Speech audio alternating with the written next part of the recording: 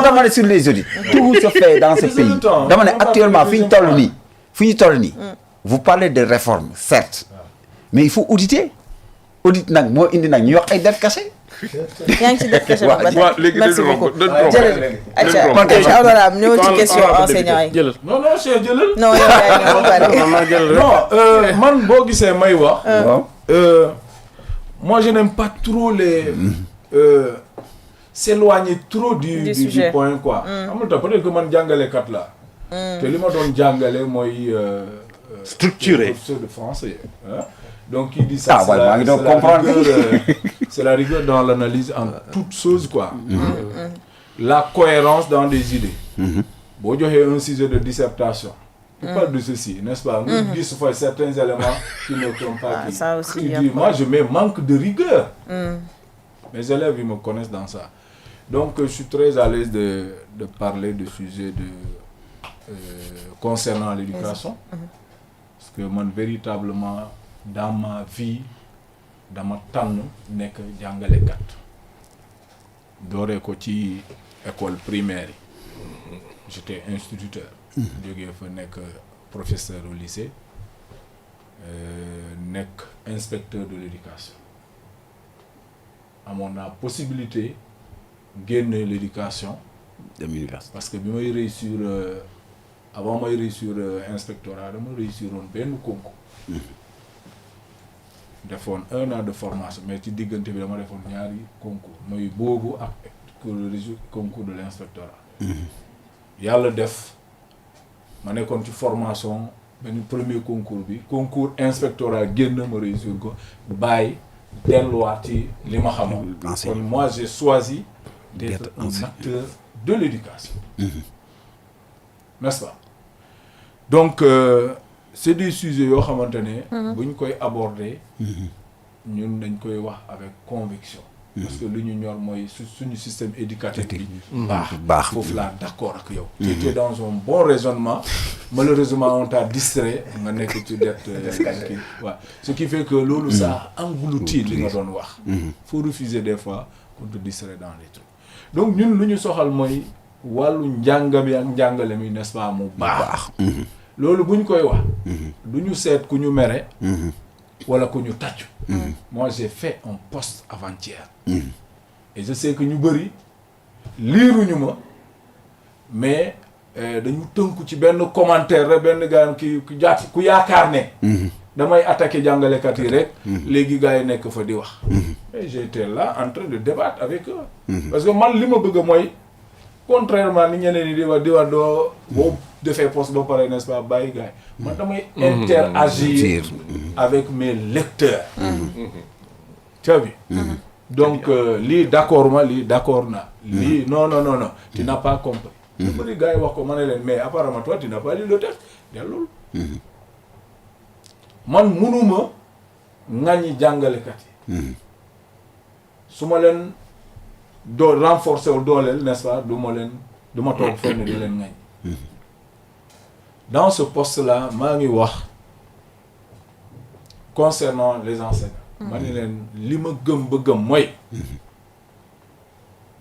amul salaire c'est-à-dire aucun salaire aucune rétribution ne peut payer à sa juste valeur l'enseignant transmetteur de savoir d'accord l'enseignant ku ñu ko jox ce que la nation a de plus cher son avenir mooy xale yi kon loolu kenn waru ko fooye et maintenant puisque ce que la nation a de plus cher loolu la ñu dënk jàngalekat yi ñun jàngalekat yi mooy les enfants j'ai le droit de me poser la question est-ce que le droit à la grève doit primer sur le droit fondamental à l'éducation des enfants voilà la question que je me suis posée ñun ñëpp Charles j'applaudis xam nañu li xale mel ci famille j'applaudis de sorte que même les couples sans enfants sont fragiles am na wala amul dëgg la kon am naa droit am naa sañ-sañ naan oui la grève mais le droit Le devoir et le droit. Foofu xool mes chers frères et sœurs enseignants. seetuma ku ma ci tàccu. seetuma ku ma ci saaga. wax nga dëgg. Je me pose la question. wax nga dëgg. Le droit de grève est consacré dans notre constitution. Et avant même notre constitution, il y a la déclaration universelle des droits de l'homme. N'est-ce pas? Foofu ci droit yu ñu cité yu nit ki war a am. Il y a d'abord le droit au travail. N'est-ce pas? Parce que kuy liggéey. moom moo war a nekk dans un truc mu am syndicat pour mën a dem grève. ñu yokk ci le droit à l'éducation. Le droit d'être syndiqué. Syndiqué waaw. Le droit d'être syndiqué, c'est pour nga mun a en tant que travailleur, n'est-ce pas, di naan lii ak lii ak lii il faut ngeen def ko pour améliorer nos conditions de travail. Donc quand les enseignants réclament, ils sont dans le droit. Ils doivent réclamer. Mais ci loolu aussi ñu xam ni yoon nu mu la mayee le droit d'aller en grève fii ci suñu constitution. Article 25 mooy wax le droit de travail. Article 25 mooy wax le droit, n'est-ce pas, d'être dans un syndicat. Donc boo demee même dans le statut général des fonctionnaires en son article 7 parce qu'ils n'ont fait que reprendre ce que la constitution plus forte, n'est-ce pas, ils ont repris ça def ko article 7 du code général des fonctionnaires de 1961. Quand le droit de grève est garanti. Mais le droit de grève est encadré. On n'a pas dit comme ça, les enseignants doivent, les fonctionnaires, de façon globale, pour ne pas être seulement dans les enseignants. Ils ont le droit d'aller en grève, mais c'est encadré. Des fois, on a bien nos postes qui demandent la grève des greffiers. Mais bon, il faut aussi tenir en compte le service public. Il faut exercer au moins le minimum. Les greffiers avaient fait des grèves totales ici. Vous vous souvenez quand on les avait coupés, n'est-ce pas? Donc enseignants bu ñëwee fii, les enseignants bi ñuy dem grève xam nañu ni ki en contrepartie de ce droit-là. am na loo xamante ne soo ko deful, n'est-ce pas, état da lay def des sanctions. Parce que l'État paye après service effectué. am na wala amul. yow Charles doo am kuy liggéey sa kër. n'est-ce pas, xëy siwul ba pare nga koy fay. loolu ñu waxante dëgg. Moi j'étais dans des trucs, on allait en grève. On nous coupait. Il faut que les gens acceptent ni ki ku dem grève, n'est-ce pas, dañ ko war a dagg. loolu lu jaadu la, yoon bu la may nga dem grève. yoon boobu moo ko wax également. Maintenant boo waxee ñu ne jàngalekat yi nee nañu ñoom meruñu nuñ leen daggee waaye nee nañu dafa ëpp wala ñu ne am na ñoo xamante ne demuñu woon sa grève ñu boole leen ci. Moi je suis très bien placé, je sais comment ça se passe, le traitement de la situation de grève. Inspecteur de l'éducation et de la formation boo demee c'est un service départemental.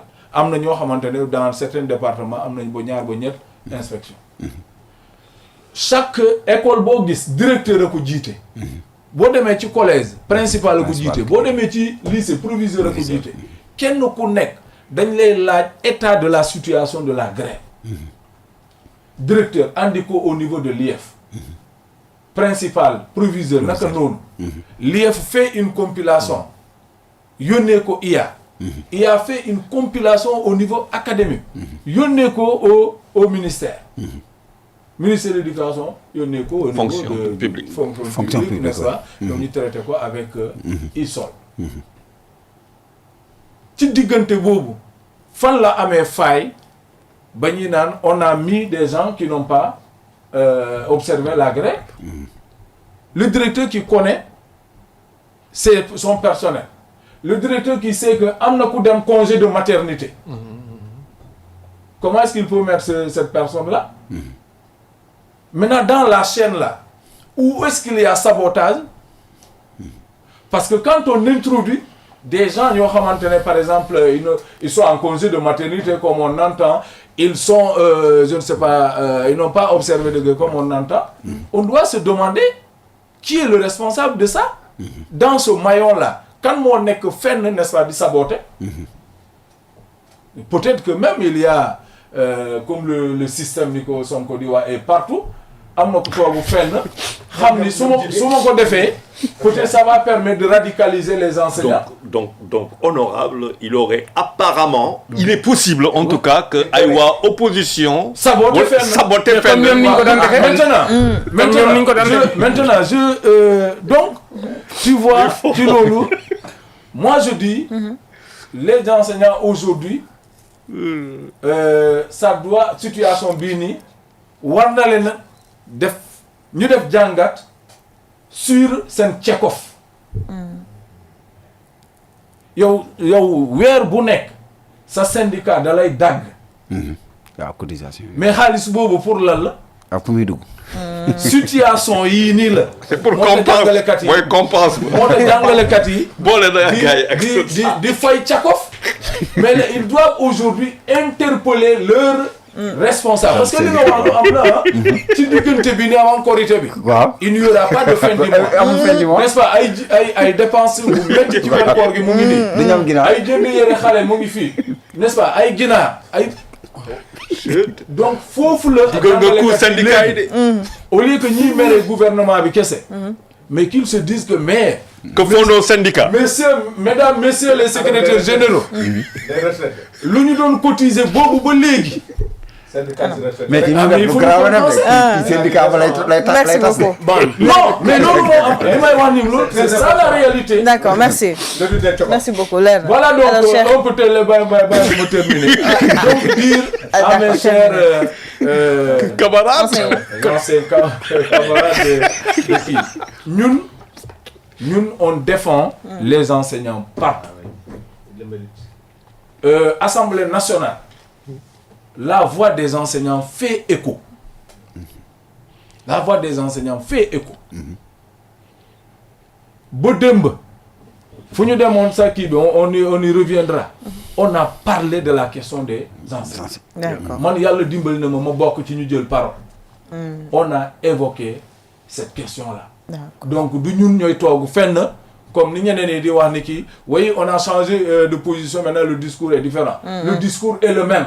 Ce que nous avons dit, c'est les textes qui confèrent le droit de grève. Ce sont ces mêmes textes-là qui ont dit que sous liggéeyul, n'est-ce pas, État mënu la fay parce que État fay paye après service effectué. Et aussi ma teg ci nekk c'est l'argent du contribuable.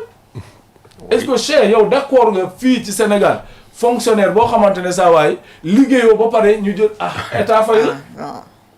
Ça au moins am na question yoo xamante ne bu ñu leen di aborder il faut les aborder de façon crue. boo ci seetee ku la mere doo wax dëgg mais fii c'est l'argent du contribuable. On est d'accord. Et l'argent du contribuable, n'est-ce pas, on doit être rigoureux dans la gestion. Il est sacré. Il est sacré. Très bien. Certains pays sont développés parce que tout simplement alal réew mi, n'est-ce pas, dañ koy saytu bu baax a baax a baax. Très bien, merci beaucoup. Alors Cheikh, pour yow lan mooy solution bi tey ak bon réew mi tool. question bi dafa nekk lu sensible bi mais ñaari chapitre la ba pare am benn vide boo xam ni ñun daf ñu échappé dafa am